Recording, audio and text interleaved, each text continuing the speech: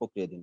তো এখানে মূলত আপনার চীন, জাপান, তাইওয়ান, দক্ষিণ Korea, Malaysia, Sri Lanka, Bharat, British, Virgin Island, Italy, Netherland, যুক্তরাজ্য, Hong Kong, Mauritius, Ireland, France, Indonesia, তুরস্ক, ওমান শিল্প ব্যক্তিগণ এখানে বিনিয়োগ করেছেন। তো এটা একটা খুবই বড়, এখানে প্রায় ৩০-৪০ হাজার শ্রমিক এখানে কাজ করছে। এটা আমাদের কর্মসংস্থানের জন্য এটা ভালো আ সুযোগ করে দিয়েছে। তো সব মিলিয়ে একটা ভালো অবস্থান আছে। যদি ওই যে ফারুক ভাই একটা বিষয় বলছে বিমানবন্দর, যে বিমানবন্দর যদি হয় তাহলে আমাদের আরো বড়, বড় শিল্প প্রতিষ্ঠান গড়ে উঠবে এখানে, বিনিয়োগ বাড়বে। আর কুমিল্লা বিভাগ তো বলেছেন এটা রাজনৈতিক অন্তর্কন্ট্রোলের জন্য আমরা বিগত সময়ে পাইনি। তো এটা আশা করি আবার যেহেতু উপদেষ্টা ৪ জন আছেন আমাদের কুমিল্লা বিভাগও হবে, এয়ারপোর্ট হবে, তা আবার ইপিজেড আরো সহঘুরে আরো চলমান থাকবে। Thank you mister Jitu, very nice. আপনার তো চমৎকার। আমি তো কুমিল্লার প্রতি গর্বিত হচ্ছি যে কুমিল্লার সাংবাদিক আপনারা ইয়াং স্টাররা কিভাবে কথা বলছেন। আপনাদের তো ওয়াজ কিন্তু সারা আমেরিকা দেখছে কিন্তু সব। কাজী এনামুল হক সাহেব, মিস্টার ফারুক সাহেব, আমি আমি বলছি জিতুর সাথে একটু যোগ করব, সেটি হচ্ছে সিটি ইপিজেটের যে বিষয়, সেটি হচ্ছে ইপিজেটে যে প্রায় ৫১,২০০ যে শ্রমিক কাজ করে, তার মধ্যে ৮০ ভাগ শ্রমিক কিন্তু নারী। আমাদের কুমিল্লার নারীরা কিন্তু এই কুমিল্লা ইপিজেটে কাজ করার কারণে আমরা খুবই স্বাবলম্বী।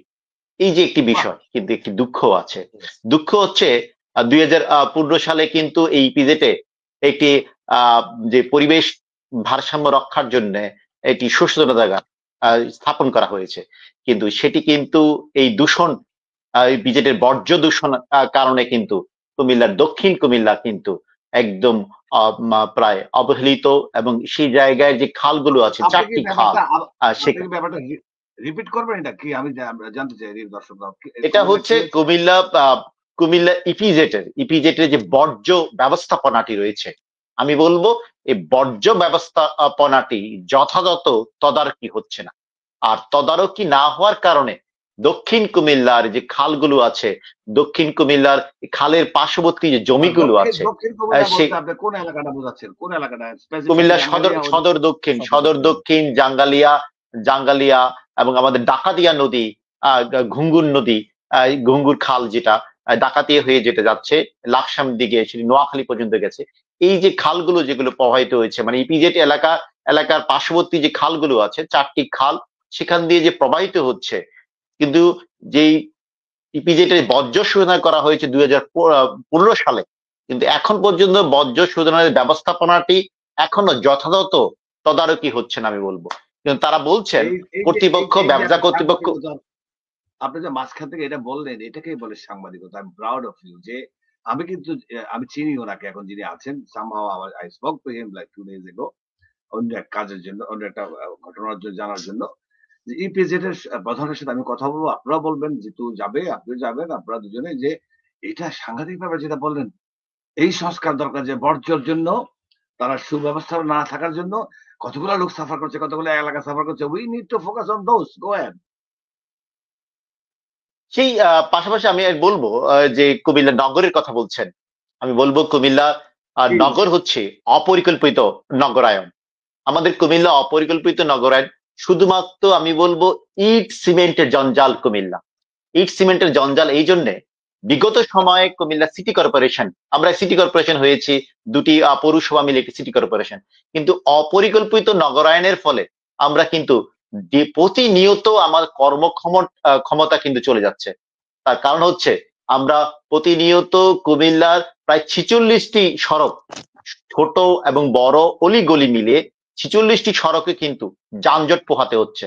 আর এই যানজটের কারণে পাশাপাশি সড়কগুলোতে জনজট আপনি দেখছেন, কান্দির পাড়, পুয়ালি চত্বর হয়ে যে রাজগঞ্জ সোজা যে চৌকবাজার যে সড়কটি যায়, আমাদের বাস টার্মিনাল গুলো অপরিকল্পিত, ভবনগুলো অপরিকল্পিত, কোথায় আমাদের স্কুল কলেজ হবে, কোথায় বাজার থাকবে, সেই ব্যবস্থাপনা কিন্তু এখনো হয়নি। কুমিল্লা নগরকে কিন্তু ঢেলে সাজানো হয়নি। এই পুরনো শহরটাকে এই ইট সিমেন্টের একটি জঞ্জাল তৈরি করা হয়েছে, কিন্তু আবাসনের জন্য সুপরিকল্পিত ড্রেনেজ ব্যবস্থা, সুপরিকল্পিত নগরায়ন কিন্তু এখনো কিন্তু গড়ে ওঠেনি।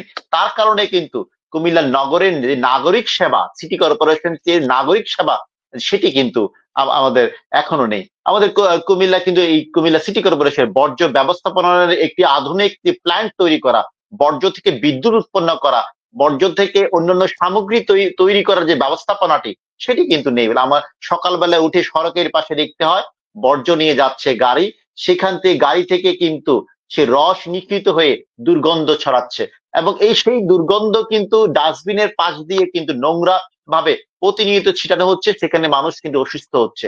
বর্জ্য ব্যবস্থাপনা আমার নেই বললে চলে। ধুলাবালির শহর, সেখানে প্রতিনিয়ত যে ধুলাবালি গুলো, যে বায়ু দূষণের যে ব্যবস্থাপনা সেখানে নেই। আমাদের হর্ন বাজছে, শব্দ দূষণ প্রক্রিয়াটা কি হবে, ফুটপাত কোথায় দিয়ে মানুষ হাঁটবে সেখানে নেই। অপ্রশস্তকরণ সড়কগুলো এখনো প্রশস্ত হয়ে ওঠেনি, কিন্তু দেখা যায় কিন্তু বড় বড় অট্টালিকা। জনাব কাজী, আপনি কিন্তু খুব দুর্দান্ত সাহসী ভাবে বলছেন সব নেগেটিভ গুলা। পজিটিভ কিছু উল্লেখযোগ্য কাজ কারা করেছে কিনা সেগুলো পজিটিভ হচ্ছে এই যে আমাদের কুমিল্লার গোমতী, যাকে একসময় কুমিল্লা দুঃখ বলা হতো, পুরনো গোমতীকে ঢেলে সাজিয়ে কিন্তু ওয়াকওয়ে করে সুন্দর বিনোদন কেন্দ্র করা যায়। কুমিল্লা ধর্মসাগর, যেখানে গেলে তার নির্মল বাতাসে প্রাণ জুড়িয়ে যায়। এই সময় এখন কিন্তু ধরদমসে বিক্রি হচ্ছে পিঠা, শীতকালীন পিঠা বিক্রি হচ্ছে কুমিল্লার ধর্মসাগর পার্কগুলোতে, এবং শীতের যে পিঠা, কুমিল্লার রসের যে রসালো পিঠা সেটি আছে কুমিল্লায়। কিন্তু এখনো কিন্তু সেই আদি রসমালাইর জন্য আমরা কিন্তু কুমিল্লা বিখ্যাত, সেটি এখনো রয়েছে। আসলে পজিটিভ দিক হচ্ছে কুমিল্লায় সবচেয়ে শিক্ষা সংস্কৃতির যে পাদপীঠ কুমিল্লা। আমি কুমিল্লার কথা বলছি না, আমি বলছি ওটা তো সুন্দর বলছিলেন, শিক্ষায় সারা জীবন আমরা এগিয়ে আছি, একটু ডান্স করলো। কিন্তু আপনি যেটা বলছিলাম যে কুমিল্লা সিটি কর্পোরেশনের কোনো উল্লেখযোগ্য ভালো কাজ, যেরকম যারা সাক্ষ্য আমার ভালো না, ভালো কাজগুলো হ্যাঁ, সড়কে বাতি দেওয়া হয়েছে, সড়কগুলো প্রশস্তকরণের উদ্যোগ নেওয়া হয়েছে, কিন্তু ফুটপাত করা হয়েছে, কিন্তু ফুটপাত কিন্তু সবকিছুর পরে কিন্তু আমি বলবো অপরিকল্পিত নগরায়ন। যেই ভালো কাজগুলো ছোট ছোট যানজট, জলাবদ্ধতার এবং জনজটের কারণে এবং অপরিকল্পিত নগরের কারণে ভালো কাজগুলোকে স্মৃত হয়ে গেছে। যেমন আপনি যে মেয়রের কথা বলছেন,